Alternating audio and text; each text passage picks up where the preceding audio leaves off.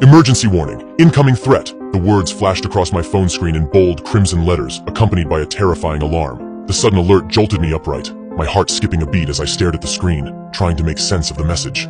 Incoming threat? My mind raced, struggling to grasp the severity of those two words.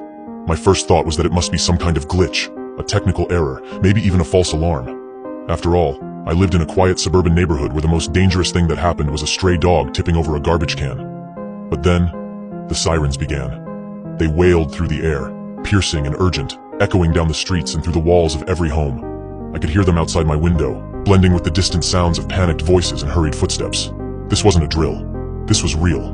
My phone vibrated in my hand, and I looked down to see another message appear beneath the first. Seek immediate shelter. Remain indoors. Do not go outside. Panic started to set in as the weight of the situation sank in. I rushed to the window, pulling back the curtain just enough to peek outside. The sky was an ominous shade of gray, thick clouds swirling as if the atmosphere itself was trembling. People were running down the street, some carrying bags, others clutching their children, all with fear etched across their faces. I fumbled with the remote, turning on the TV to check the news. The screen flickered to life, showing the face of a news anchor who was clearly struggling to maintain his composure. His voice trembled as he spoke, repeating, "This is not a test. All residents are advised to remain indoors and seek shelter immediately.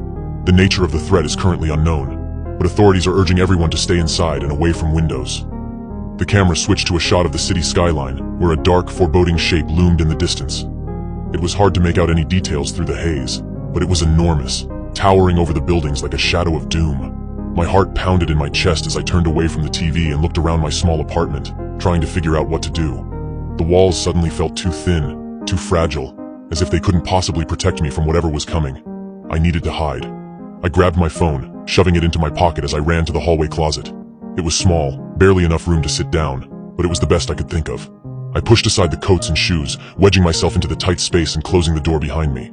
The sirens continued to wail outside, growing louder, more insistent. I could hear the faint hum of helicopters overhead, the rumble of vehicles as they sped down the streets, and then, silence. For a moment, everything went eerily quiet. My breath caught in my throat as I strained to hear, to understand what was happening. It was as if the world had paused, holding its breath in anticipation of something terrible. And then I heard it. A low, guttural rumble that shook the ground beneath me, growing louder, closer, until it was all I could hear. It sounded like 1,000 voices screaming in unison, a roar of unimaginable fury. My phone buzzed again, and I pulled it out with trembling hands. Incoming threat imminent. Stay in place. The noise grew deafening, and I squeezed my eyes shut, covering my ears as the ground trembled violently. I could feel the walls of the closet shuddering, the ceiling creaking as if it might collapse at any moment. The air was thick with tension, every second stretching into an eternity as I waited for whatever was coming. And then, with a final, earth-shattering roar, it hit. The building shook with such force that I was thrown against the side of the closet, my head smacking against the wall. Dust and debris rained down from above, and I could hear the sound of glass shattering, metal twisting, and something heavy crashing to the floor. I curled into a ball, every muscle in my body tensed as I waited for it to end. The noise was deafening, an endless cacophony of destruction that seemed to go on forever. I couldn't think, couldn't breathe, couldn't do anything but pray that I would survive. And then, as suddenly as it began, it was over.